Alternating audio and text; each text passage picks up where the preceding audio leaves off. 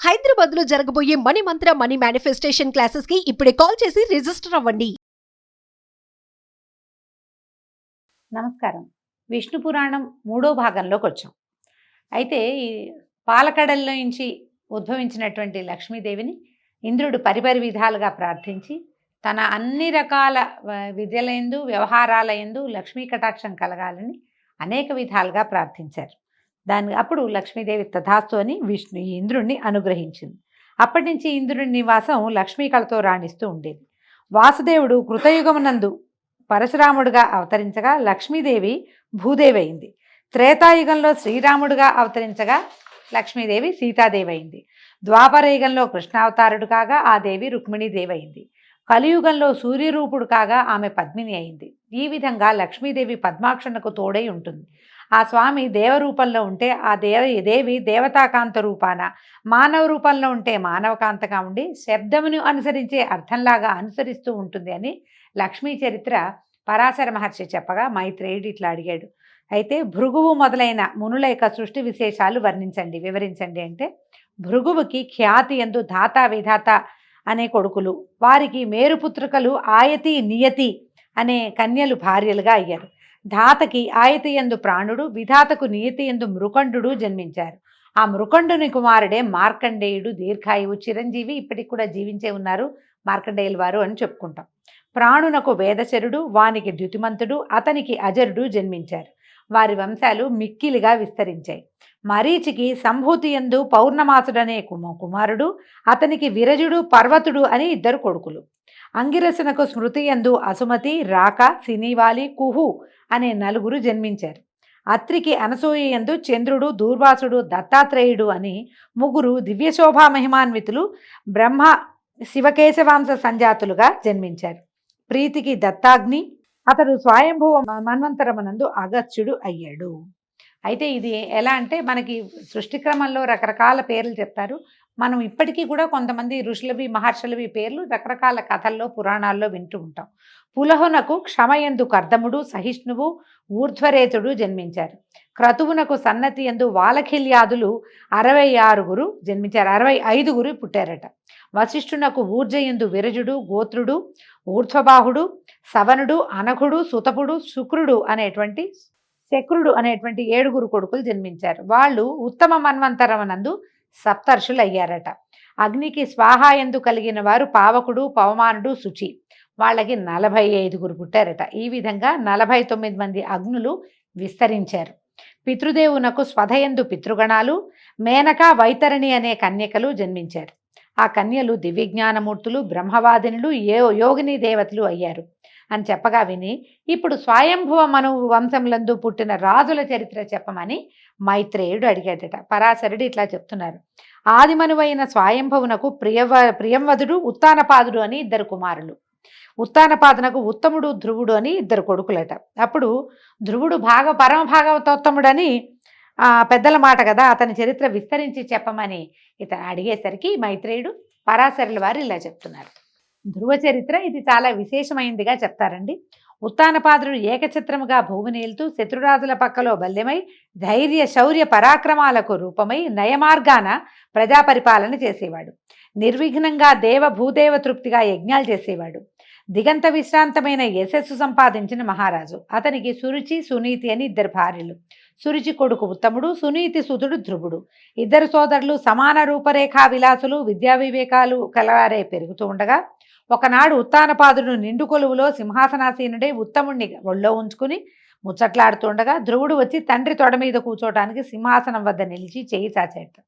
ఆ సమయంలో సవతి తల్లి సురుచి సభామర్యాదను పాటించక సవతి మాత్సర్యంతో ధ్రువుణ్ణి వారించి నీరసంగా చూసి, ఆగు, ఈ సింహాసనం ఎక్కడానికి నా కొడుకే అర్హుడు గాని నువ్వు కాదు. ఈ రాజుకు నేను ప్రియపత్నిని, సిరి సంపద ఐశ్వర్యము అంతా నాది. నీ తల్లి నా సవితిగా ఉండటం ఏదో ఆమె అదృష్టం అంతే. నా దగ్గరకు వచ్చి ఏదైనా మాట్లాడుతుంది, నేను ఆ మాటలు కూడా లక్ష్య పెట్టను. ఈ సింహాసనం ఎక్కడానికి నా కొడుకైన ఉత్తముడే తగినవాడు. నీకు అలాంటి ఉత్తమత్వం ఉంటేనే ఆ అదృష్టం నీకు కలుగుతుంది. ఊరికే చేయి చాస్తే అదృష్టం పట్టదు, పొమ్మని చేయి పట్టుకుని వెనక్కి నెట్టి వీపు మీద ఒక దెబ్బ కూడా వేసిందట. ధ్రువుడు చెమ్మగిలిన కన్నులతో చెరచెరా నడుస్తూ తల్లి దగ్గరికి వెళ్ళి పెద్దలు చేసిన పని, తండ్రి యొక్క ఉపేక్ష, రెండూ చెప్పాడు ఏడుస్తూ. ఆమె దుఃఖంతో కొడుకు కన్నీళ్లు తుడిచి బాగా ఓదార్చి ఏడుపు మాన్పించి కళ్ళ ఒత్తుకుని సన్నటి కంఠస్వరంతో చెప్పిందట, సురుచి అన్నదంతా నిజమే నాయన. రాజు ఆమెపై ప్రాణాలు నిలిపి ఉన్నాడు కనుక ఆమె కొడుక్కి ఆ మన్నన కలుగుతుంది. ఆ పద్ధతిలో మనకంత చనువు ఎట్లా ఉంటుంది?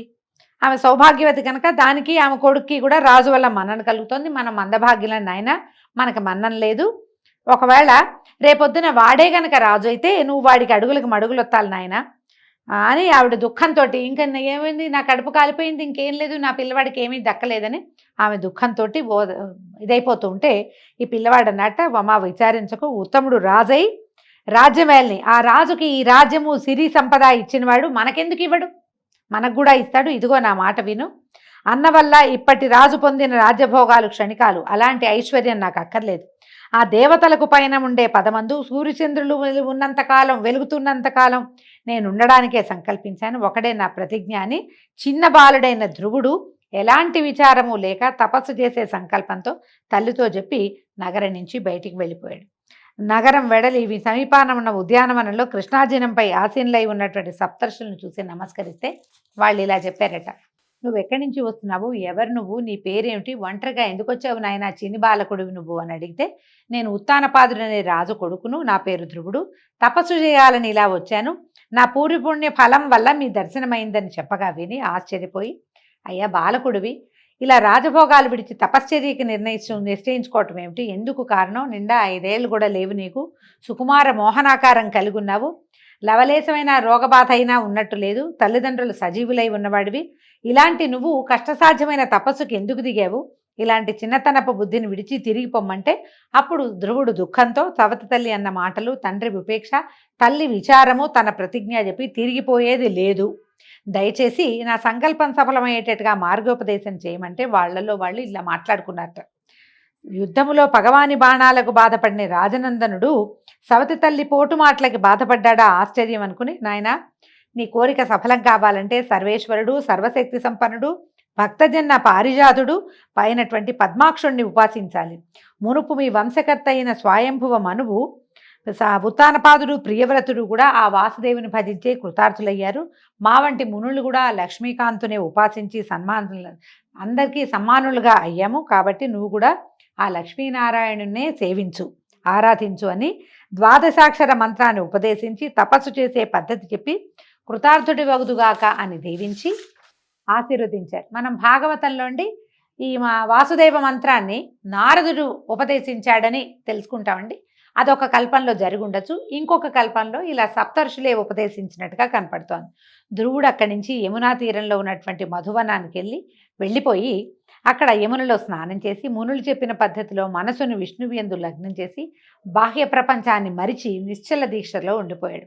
ఒక పాదం నేల మీద మోపి ఊర్ధ్వబాహుడై ఉగ్ర తపస్సు చేస్తుండగా భూమి అట ఆ పాదం బరువు, ఏది 5-6 సంవత్సరాల చిన్నది బాలకుడు, అతని బరువుకి భూమి లోపలి కుంగిపోయిందిట. ధ్రువుని తపశ్చర్య చరాచర భూతకోటికి సహించరాందైంది. ఆ దశలో ఇంద్రుడు ధ్రువుని తపస్సుకి విఘ్నం కలిగించాలని తలంచి యాములనే దేవతల్ని, ఈ యాముల కథ ముందు చెప్పుకున్నాం మన ముందు భాగంలో, రప్పించి వాళ్ళని భూతప్రేత పిశాచ రూపాలతో ఉండే కూష్మాండ రాక్షస గణాలతో వెళ్ళి భయంకర ధ్వనులతో ఆ బాలుడి చుట్టూతా అరవండి, వాడు భయపడి తపస్సు విడిచేలాగా చేయండి అని ప్రోత్సహించాట.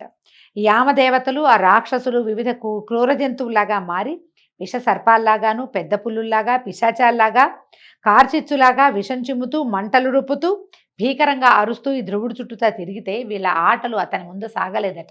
అతను ఆ తపశ్చర్యల నుంచి బయటికి రాలేదు. ఒక మాయావి అయిన రాక్షసి సునీతిలాగా మారి ధ్రువుని వద్దకు వచ్చి, కుమార, ఒకే ఒక్క కొడుకువి, నన్ను వదిలి ఇట్లా కారడు వచ్చి తపస్సు చేయడం, నన్ను నేర్పించడం తగునా నాయన? ఆ విష్ణువు నీలాంటి చిన్న బాలడికి ఎవరికైనా వరం ఇచ్చినట్టు ఎక్కడైనా కథల్లో విన్నావా? ఎందుకు ఈ శ్రమ? అందని వాని పండుగ అరువులు చాచినట్టుగా ఈ పని శ్రమకారమే కానీ కనిపించని ఆ మహావిష్ణువు చేత వరాలు ఇప్పిస్తుందా? లే నాయన, వెళ్ళిపోదాం ఇంటికి, మీ నాన్నను ఒప్పించి ఏదో విధంగా రాజభోగాలు అనుభవిద్దాం, కనీసం రాజభవనంలో అయినా ఉందు, కానీ ఈ గీకారణ్యంలో ఈ వయసులో ఈ తపస్సు ఎందుకురా నాయన అని తల్లి రూపంలో ఒక మాయావి అతనితోటి మాట్లాడిందట. పైగా ముద్దు మాటలతో తల్లిదండ్రులను సంతోషపెట్టడం, యుక్త వయసు వచ్చాక చక్కని చుక్కలాంటి కన్నెను పెళ్లాడి ఆనందంగా జీవించడం, వయసు ముదిరాక అడవికి వచ్చి తపస్సు చేయడం లోకధర్మంగా రా నాయన. ఇలా చిన్న కాలంలో చిన్న వయసులోనే పసితనంలో తపస్సు చేయటం ఏమిటి, ఆవిడేదో అన్నదని అలిగి వచ్చావు నాయన, ఇది వద్దురా వద్దురా, నీకు పట్టాభిషేకం చేస్తాడు మీ నాన్న అని ఇంకా ఏవేవో మాటలు అనమాట.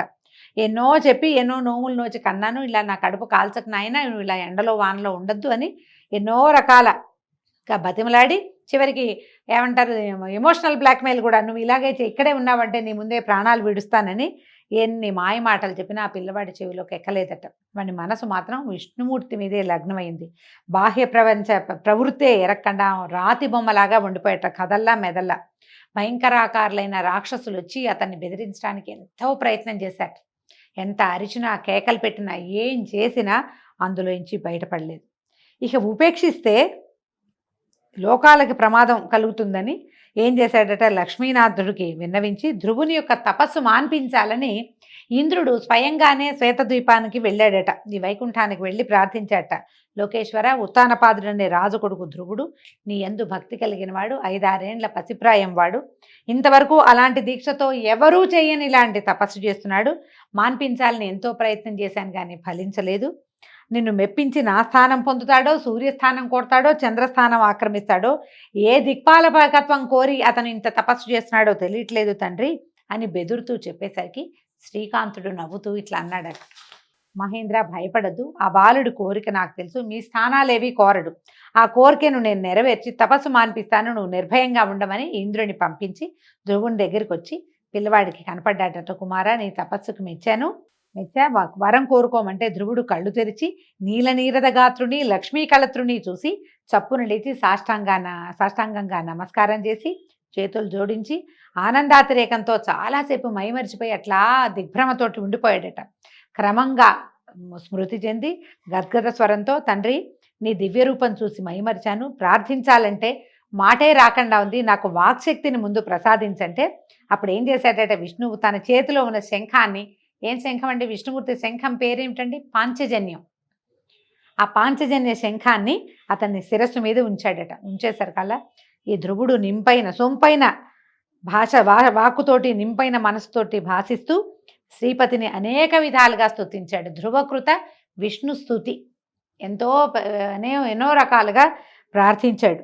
ఇదిగో ఆవు నుంచి పాలు పితికి ఆ పాలు నుంచి నెయ్యి తీసి దానిని ఆ ఆవుకే సమర్పించినట్టుగా నీ నుంచి వాక్కును పొంది ఆ వాక్కునే సంస్కృతిగా నీకు సమర్పిస్తే ఆనందిస్తావయ్యా, నువ్విచ్చిన వాక్కుతోటే నిన్ను నేను స్తుతిస్తున్నాను, నీ నటన బహు విచిత్రము, నీలాంటి వాడివి నువ్వేనన్నాడు అని అనేక విధాలుగా స్తుతించగా సంతోషించి, శ్రీకాంతుడు నీ ఆరాధనకి స్తుతికి సంతోషించాను, నా దర్శనం వృధా కాదు నాయన, ఏదైనా కోరుకో వరం ఇస్తానంటే అప్పుడు ధ్రువుడు అడిగాడట, అన్ని ప్రాణుల యందు సర్వాంతర్యామి అయి ఉండేటువంటి సర్వేశ్వరుడివి, సర్వజ్ఞుడివి, నీకు నా కోరిక చెప్పడం సముచితమా, అయినా కూడా నీ ఆజ్ఞను అనుసరించి మనవి చేస్తున్నాను, చిత్తగించు.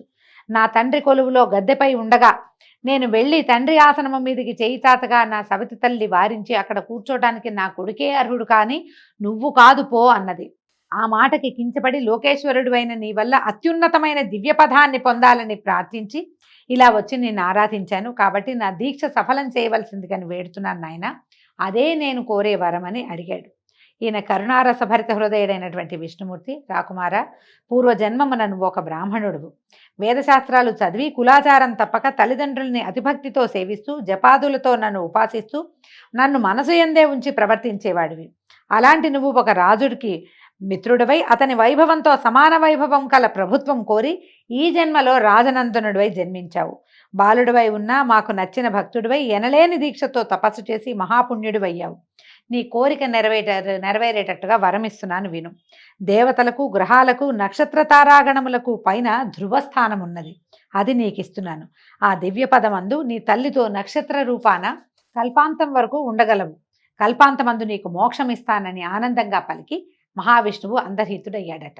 ఆ సమయమందు సుర నర కిన్నర సిద్ధ సాధ్యాదులు స్తుతించుతూ ఉండగా తల్లితో దివ్య విమానారూఢుడైనటువంటి ధ్రువుడు పై స్థానానికి వెళ్ళాడు. మనము రాజ్యం చేసిన తర్వాత వెళ్ళాడని కొన్ని కథల్లో వింటుంటాం. విష్ణు పురాణం ప్రకారము అతను అప్పుడే తన తల్లితో సహా విష్ణు పదాన్ని దివ్య పదము అయినటువంటి ధ్రువ స్థానాన్ని చేరాడని, ధ్రువము అంటే శాశ్వతమైనది అని అర్థం అండి, ఆ పదవిని పొందాడట. ముందు సూర్యమండలమునకు, తర్వాత చంద్ర, నక్షత్ర, బుధ, అంగారక, శుక్ర, బృహస్పతి, శనేశ్వరుల మండలాలకి వెళ్ళి వారి మన్ననలను పొంది సప్తర్షి మండలాన్ని దర్శించాడు.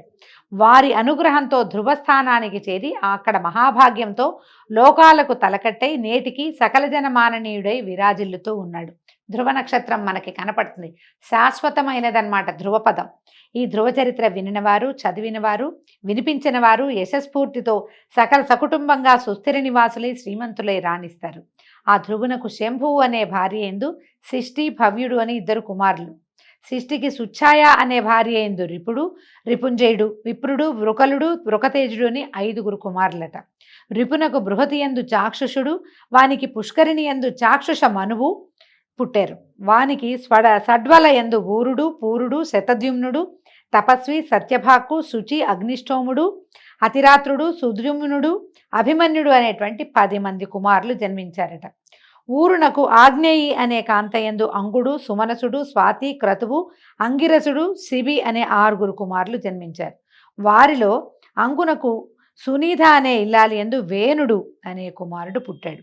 అయితే ఈ వేణువు యొక్క కుడి భుజమునందు మునులు మధించగా దాని నుంచి పృథువు అనేటువంటి కుమారుడు పుట్టి సాటిలేని భుజ విక్రమంతో రాజలోకాన్ని వశపరుచుకున్నాడు. ఈ పృథువు వల్లే భూమికి పృథివీ అని పేరు వచ్చిందటండి. ఈ పృథువు యొక్క గాథని రేపటి భాగంలో తెలుసుకుందాం. ఈ రోజుకి సెలవు. నమస్కారం.